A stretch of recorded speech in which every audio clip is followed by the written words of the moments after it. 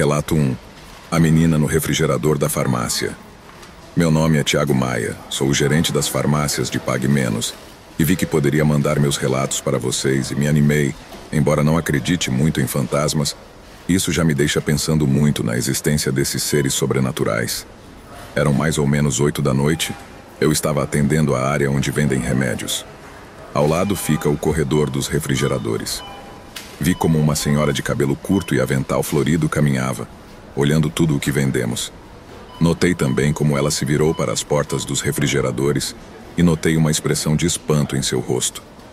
Pensei que tinham acabado as Coca-Colas, que tem uma grande saída, e presumi que foi por isso que ela ficou chateada. Quando ela chegou na caixa em que estava, a atendi com gentileza, mas ela começou a gritar comigo. Ainda não esqueci as ofensas. Escute aqui, rapaz, que tipo de pessoas vocês são? Maníacos? Como é possível que prendam uma menininha na geladeira? Ela começou a me insultar, e também ao meu colega de caixa 1, dizendo-nos que éramos abusadores e exploradores irresponsáveis. Meu parceiro veio ouvir a senhora, ela pegou o celular e começou a nos gravar contando que tínhamos uma garota presa na geladeira. Ela exigiu que tirássemos a garota que estava lá congelando. Tentei acalmá-la, mas não consegui. Fiquei muito confuso. Não colocamos pessoas nos refrigeradores. Não trazemos crianças para a loja e ela gritava. É assim que elas ficam na geladeira. A senhora não parava de nos insultar e ameaçar de chamar a polícia. Tentei acalmar a senhora e mandei meu companheiro IR verificar. Deixei ela falando sozinha e fomos rápidos. Já estava surtando, achando que uma garotinha tinha entrado no congelador. Abri a porta. Na minha cabeça, aconteceu que uma garota arteira tinha entrado e não conseguia sair da geladeira, porque tem que apertar algum tipo de botão para abrir. Mas na mesma hora que peguei a maçaneta e abri, não tinha ninguém. Aquela garota que aquela senhora viu não estava lá. Eu a chamei e mostrei o refrigerador, e ela viu que estava vazio. Os clientes vieram ver a confusão, como a senhora tinha gritado muito. Muitas pessoas vieram olhar para o refrigerador. Notei a cara de choque dela quando ela se acalmou. Ela me pediu desculpas e disse que tinha visto claramente uma menina de 7 ou 8 anos ali congelando. Parecia estar com muito frio e medo. Ela estava ficando muito pálida e descreveu que essa garota estava ali parada olhando para a porta com um semblante triste, tremendo de frio e com os lábios secos. Ela estava muito pálida, morrendo. Não sei se foi um delírio da senhora, embora acho que não. Ela parecia tão irritada e convencida de que viu a menina. Há rumores de que em muitas farmácias existe o espírito de uma menina. Era filha do dono da loja. Um dia ela estava brincando de esconde-esconde com seu irmão e teve a ideia de entrar no refrigerador, que estava vazio e desligado. Por uma infelicidade, um funcionário viu a tomada desligada e ligou. Como já era o final do dia, eles fecharam a loja e não deram falta da garotinha. Pensaram que ela tinha ido embora mais cedo com sua mãe. O pai saiu da loja e foi jogar bola com os amigos e por isso não deu falta da filha. A mãe, por sua vez, achava que a menina estava com o pai. No dia seguinte, o funcionário foi abastecer a geladeira e encontrou seu corpo congelado. Ele entrou em desespero, chamou o SAMU, mas nada pode ser feito. O que aquela senhora viu não poderia ser uma menina normal. Se fosse esse o caso, eu teria visto aquela menina sair. O corredor fica em frente à caixa registradora e teríamos visto qualquer movimento. Sempre ouvimos sons estranhos nessa unidade, mas nunca vimos nada, nem nas câmeras de segurança. Essa loja fica no centro de Jundiaí, interior de São Paulo. Relato 2. O inventário. Francisco Maia passou vários anos trabalhando em uma filial da Drogaria São Paulo em Americana, interior de São Paulo. Não vou dizer qual é a loja, prefiro manter o anonimato. Aqui nesta empresa, a cada 3 meses fazemos um inventário grande, o trimestral. Nos dividimos em 2 equipes. A equipe noturna, trabalhamos de manhã, saímos às 3 e voltamos à noite nesse mesmo dia. E no dia seguinte, eles ficam das 7 da manhã às 10 da noite. Eu estava na equipe do turno da noite e chegamos às 9h30. Vi meus colegas do turno da tarde terminando a limpeza. Eles limparam muito bem o chão e foram embora. Fiquei arrumando as etiquetas dos produtos para podermos contar muito bem o estoque. Tem que ser feito às 12 horas na filial. Éramos muitos, 2 chefes e cerca de 10 funcionários no total. Éramos 12 pessoas que vivenciaram isso. Às 11 começamos o jantar e montamos nossas mesas improvisadas com cestas. Colocamos-nos bem atrás e no meio para podermos ver a porta. De lá atendemos alguns clientes e antes das 12 horas, todos ouvimos como se alguém estivesse tentando abrir a porta. A corrente com o cadeado foi ouvida tremendo abruptamente. O segurança parecia surpreso como muitos de nós, já que era um som muito violento, mas não havia ninguém. Começamos a conversar e de novo aquele som, mas não havia ninguém. O gerente disse que talvez estivesse ventando muito, mas o segurança foi ver e notou algo incomum, algo que não estava ali e que não tinha explicação. Ele mandou chamar o gerente e ele gritando, mandou chamar todo mundo. Quando nos aproximamos, vimos que havia pegadas muito grandes no pátio. Elas eram de barro. Vale ressaltar que essa área é pavimentada e não era época de chuva. Além disso, o chão antes de fechar estava limpo. Não teve explicação, todos nós vimos. As pegadas iam do chão à entrada, passando pela caixa até chegarem a um corredor. Lá elas desapareceram. Vimos apenas que elas entraram, mas não saíram. Ficamos muito surpresos quando vimos essas pegadas. Tenho certeza que um arrepio percorreu mais de um de nós. Naquela noite, coisas muito estranhas aconteceram conosco. Estávamos fazendo nosso inventário. Alguns de nós contamos os remédios, outros contaram os cosméticos e o restante os alimentos refrigerados. Contando com um computador próximo à entrada, há também uma cafeteira que é acionada pressionando os botões com força. Nós ouvimos novamente a corrente, mas não vimos ninguém passando. Diz o segurança que sentiu um arrepio como se alguma entidade tivesse passado por ali. Ouvimos a cafeteira ligar e o café começou a sair sem que ninguém tivesse tocado. Passamos por aquele inventário trimestral muito estranho. Também estávamos ouvindo música, mas em diversas ocasiões ela ficava distorcida por alguns segundos. Era como se uma frequência entrasse e naquele pequeno espaço alguém dizia uma palavra. Nunca entendemos o que ele dizia, mas isso nos deu um susto enorme. Notamos que algo estava errado, talvez alguma presença. Ele não queria nos ver aqui. Comunicamos essas coisas ao gerente, coisas estranhas sobre esses eventos sobrenaturais, mas ele nos disse para não levarmos isso em consideração. Algumas coisas também quebraram sozinhas no corredor de conservas. Ninguém estava contando, e mesmo assim vários pires de vidro quebraram. Não enchemos as prateleiras completamente porque roubam. Isso é estranho. Mesmo que eles estivessem de frente um para o outro, não conseguia sair da base e nenhum outro produto estava lá. Percebemos que eles haviam quebrado alguns centímetros mais longe, como se tivessem dado um empurrãozinho no primeiro. Uma colega disse que ouviu alguém nos banheiros. Era como se alguém estivesse lá dentro andando limpando o chão ou algo parecido. Ela pensou que ele estava ocupado, mas viu a luz apagada e perguntou quem estava lá e não obteve resposta. Ela decidiu abrir a porta e novamente não havia ninguém. Ouvimos quando ela deu um grito muito alto e fomos verificar o que havia acontecido. Ela nos contou que tinha sentido algo puxar seu cabelo, mas não tinha ninguém. Este foi o inventário trimestral dos mais assustadores em que participei. Em outra oportunidade fomos atacados e acho que isso fica em primeiro lugar. Meus companheiros noturnos também. Eles viram coisas, mas isso seria outra história. Relato 3. Looping temporal. Meu nome é Osmar. Sou gerente do turno noturno de uma farmácia em Sumaré, interior de São Paulo. Nesse turno é que me aconteceu esse caso terrível, que nunca vou conseguir explicar. Estava fazendo um inventário e tive que contar as vitaminas que estavam perto do box 4. Já tínhamos fechado as portas, pois era 1 da manhã. À 1 da manhã pude ver que um homem com uma bicicleta chegou pelo lado direito. Esse homem estava usando botas táticas. Ele parecia ser um militar. Aproximei-me da porta e notei que ele desceu da bicicleta, mas a bota ficou presa. Ele quase caiu, se aproximou da porta e me pediu um molico com um pequeno sorriso. Eu disse que sim.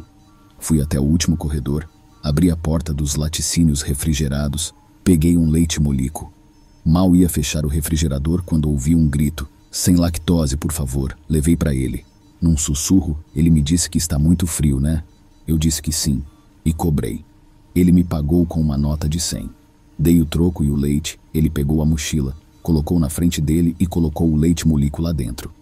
Quando ele saiu, ele disse para ter uma boa noite e eu vi como ele subiu na bicicleta e foi para a esquerda da farmácia. Comecei a fazer meu inventário novamente, parado ao lado da porta. Nem 2 minutos se passaram quando uma bicicleta chegou do lado direito. Era o mesmo homem. Aproximei-me dele sorrindo. imaginando que ele tinha esquecido algo. Ele desceu da bicicleta, mas novamente a bota ficou presa novamente. Ele quase caiu. Ele se aproximou da porta e me pediu 1 litro de leite molico. Não questionei porque ele não havia pedido antes, apenas disse que sim. Quando eu estava andando, pensei que talvez ele fosse perder o controle. Abri a porta do refrigerador e peguei o leite sem lactose, e quando ia voltar ouvi um grito: "Sem lactose, por favor." Pensei, sai dessa, você já tinha falado isso, mas não disse nada. Afinal, cada louco com sua loucura. Não levei isso em conta quando cheguei na porta. Ele me disse num sussurro: "Está frio, né?" Eu disse que sim. Eu cobrei ele, um pouco confuso, já que ele tinha me dito a mesma coisa que alguns minutos atrás. Aquele homem me pagou novamente com uma nota de 100. Dei a ele o troco e o leite, e vi como ele ajeitou a mochila para colocar o produto. Ele me desejou uma boa noite, e vi como ele subiu na bicicleta e foi para a esquerda novamente. Fiquei um pouco confuso, mas para ser sincero, não dei tanta importância a ele, e continuei com meu inventário. Estava quase lá. Menos de 2 minutos se passaram, e o mesmo chegou pela direita novamente. Senhor, me aproximei dele novamente, e mais uma vez vi como quando ele desceu da bicicleta, sua bota ficou presa e ele ia cair. Foi o mesmo movimento quando ele se aproximou. Eu disse boa noite, perguntei se ele havia esquecido alguma coisa, mas percebi que o homem não entendeu nada. Ele apenas me disse que estava vindo comprar 1 litro de leite desde que ele estava saindo do trabalho, e essa farmácia era perfeita para ele na estrada porque não havia lojas abertas naquele horário. Ele me pediu seu leite molico quando abri a porta da câmara fria e presumi que ele iria gritar comigo pedindo sem lactose, e ele o fez. Me deixou sem molico 0 lactose. Isso nunca tinha acontecido comigo. Já foram 3 vezes que atendi o mesmo homem e fiz os mesmos movimentos, e ele repetiu as mesmas palavras quando eu levei o leite até ele. Esperei a resposta dele, e ele assim fez. Sussurrou novamente perguntando se estava uma noite fria, e eu disse sim com a cabeça. Nenhuma palavra saiu mais da minha boca. Fiquei nervoso quando cobrei, e ele me deu uma nota de 100 de novo.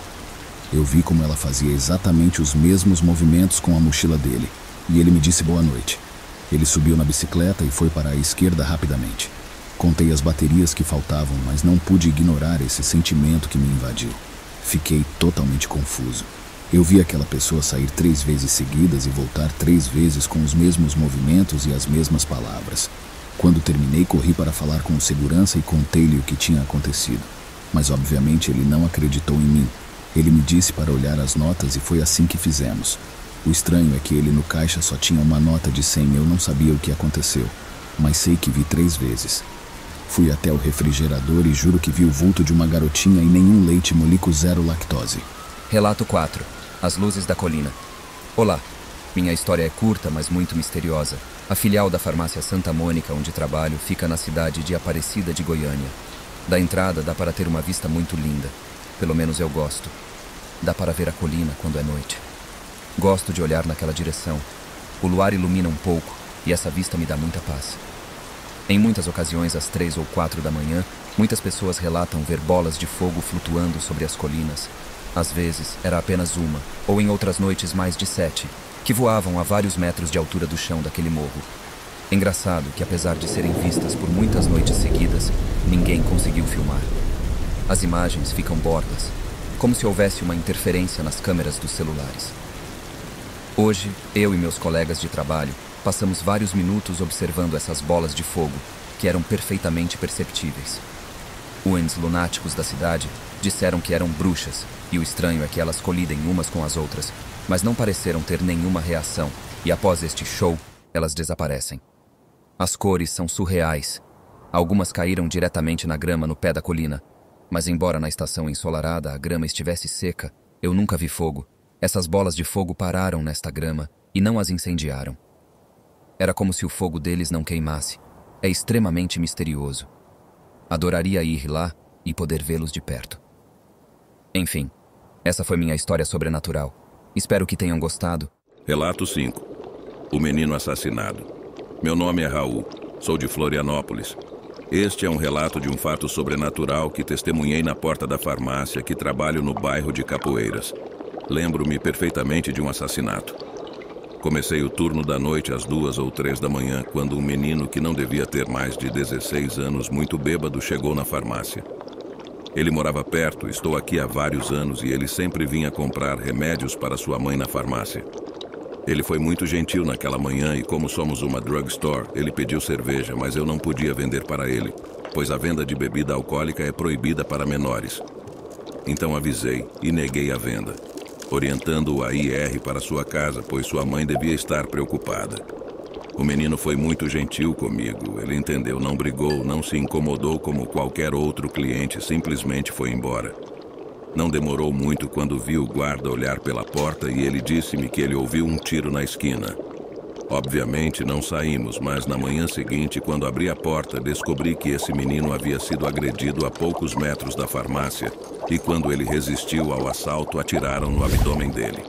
Ele ficou lá até de madrugada.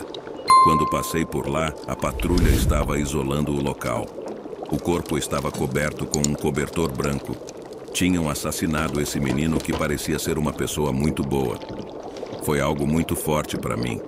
Não esqueço da roupa que ele usava, uma camisa polo vermelha e jeans. Ao entrar no turno seguinte, contei ao guarda sobre o tiro que ele ouviu e a morte do garoto. Durante o turno estava tudo tranquilo, mas às 5 da manhã, enquanto eu estava limpando a entrada, vi passar ao longe um homem que me chamou a atenção. É que ele estava indo muito devagar. Não dava para ver muita coisa, pois ainda estava escuro, mas dava para perceber que ele estava olhando para baixo. Quando ele passou por um poste de luz, pude ver quem era. Era a mesma pessoa que havia sido agredida e que havia morrido. Eu o reconheci. Tenho certeza que era ele. E também vestia a mesma camisa polo vermelha e jeans. Notei que ele andava devagar com meus olhos, com a cabeça para baixo e arrastando os pés. Ele estava descalço, era sem dúvida sua alma. Talvez ele não descanse em paz, porque vários vizinhos afirmam ter visto o menino. O viram passar pelo local onde foi morto. Fiquei muito impressionado com isso e resolvi ir até a casa do garoto para falar com sua mãe e dar conforto a ela. Peguei o endereço em nossos registros e fui. Quando cheguei lá, toquei a campainha e saiu uma mulher de aparentemente uns 25 anos. Jovem para ser a mãe do garoto, mas quem sou eu para julgar? Eu me apresentei e perguntei sobre o garoto, seu velório e missa de 7º dia. A mulher começou a chorar e entrou na casa. Ela voltou com uma foto do garoto ao lado de sua mãe. Eu reconheci o garoto, mas não a mulher. Foi aí que ela me disse que aqueles eram seu irmão e sua mãe, que haviam morrido afogados na Lagoa da Conceição há mais de 10 anos e que ela vivia naquela casa com seu pai e sua madrasta. Nesse momento, tudo ficou escuro. E quando abri os olhos, eu estava vestindo uma camisa polo vermelha e calça jeans e senti que havia sangue em meu abdômen.